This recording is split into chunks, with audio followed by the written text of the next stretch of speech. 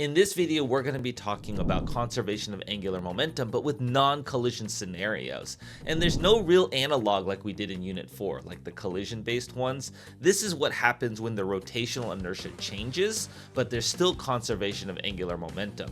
And the rotational inertia can change because the mass distribution changes of an object. So we'll go through several examples on how that works. All right, one of the unique things about angular momentum, right, is there's scenarios where we handle non-collisions, and I don't mean like explosions like we did linear momentum. So this one doesn't have a similar analogy to linear momentum, and it's going to be really unintuitive. It's going to be a little bit weird. Okay, so our angular momentum is I times omega here. Now, here's the thing about the I. Remember, the I is the mr squared terms, or it could be an integral if you're setting them up, but generally it's like an mr squared. It's not just the mass, but where the mass is located. Now, generally speaking, we don't handle a lot of cases where the mass is changing. There are cases where the mass is changing, but for the most part, we don't handle the masses changing. But the R can change easily.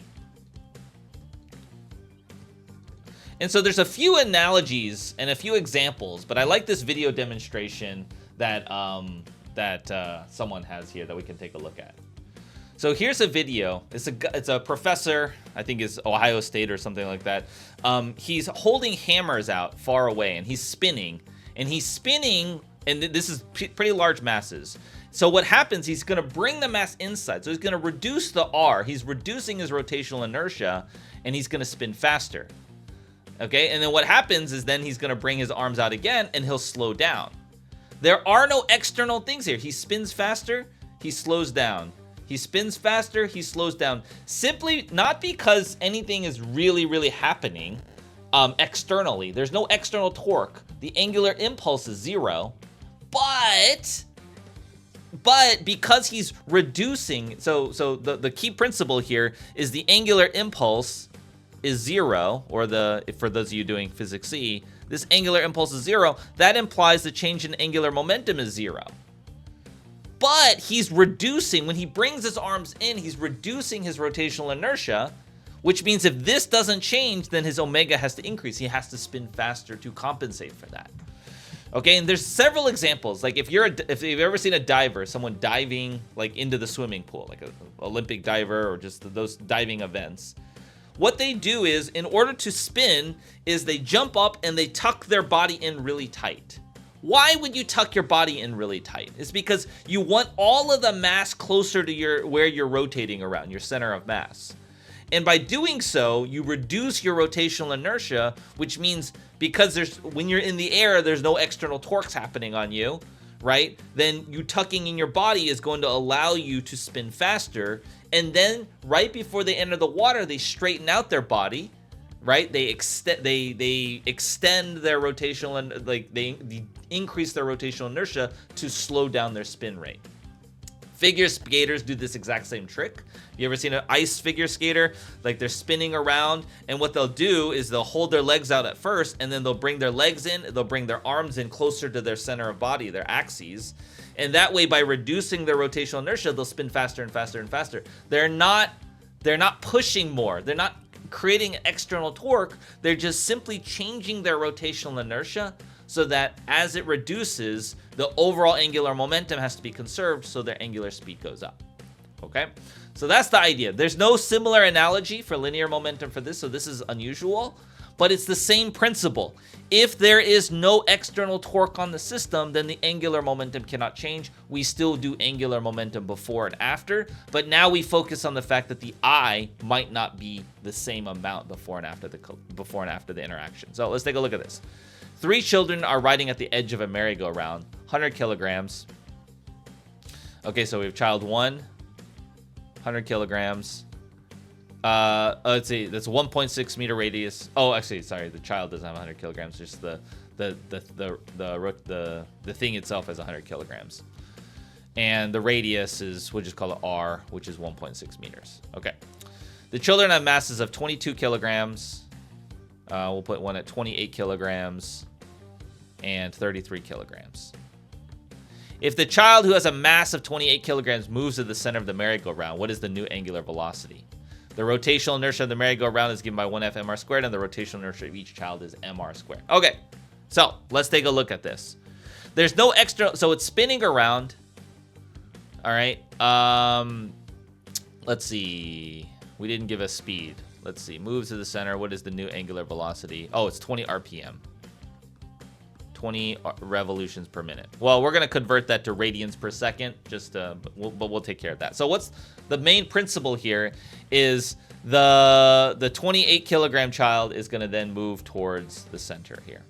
Now, it's important that you recognize that the system does have to be, that's our first step, is the system. System has to be the 3 children plus the merry-go-round. Why does that have to be merry-go-round? Why is that the case? Why do I need to include all of the objects in the system? Well, as the child walks, they are going to exert friction with some interaction between the child and the merry-go-round, right? During the surface here. That is going to be some friction in there. And that could create a torque. That may complicated interaction. So we don't want to deal with that. We want to say any interaction between the child and the merry-go-round as they walk is internal to the system. So that's why we would include everything. That way we know for sure that the angular impulse is 0 and thus the change in angular momentum is 0, because we have eliminated like all those torques or forces are now internal to the system, right? So we don't have to worry about it. Because the angular momentum of the child is definitely going to change, because like he's going to move, he's moving at some speed. If he reaches all the way to the center, he's not going to be really spinning that much anymore, right? So he's definitely going to change his velocity in some way. So that means there has to be some friction, some forces that are happening between him and the merry-go-round, okay? So overall angular momentum, no change in angular momentum. So let's look at the initial angular momentum. First is I times omega. So first we have to think about what is the rotational inertia of the system. It's going to be the 1/2 mr squared for the merry-go-round, and then each child is located mr squared, or the rotational inertia would be mr squared away, plus 28 times 1.6 squared, plus 33 times 1.6 squared, right? And we have numbers on here, but you could do it symbolically, of course, right? And then that is, we're not going to change the units. Normally you should change the units, but I'm going to be a little bit lazy on this one. This is 20 revolutions per minute. Just remember that our angular momentum will be, or angular velocity will be revolutions per minute at the end. Okay, so let's compute this calculation real quick. So this is 0.5 times 100 times 1.6 squared plus 22 plus 28 plus 33 squared. Okay, and then that times 20 is I get 6809.6. Okay, final angular momentum. Now that this child is the 28 kilogram moves to the center, he's going to not have any rotational inertia left because the R is 0. So the rotational inertia is going to be just, you're just going to drop these guys, right? You're just going to have the other 2 children at the edge. And you can go to a merry-go-round, a playground, and test this out.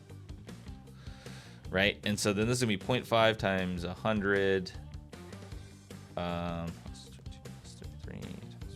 squared.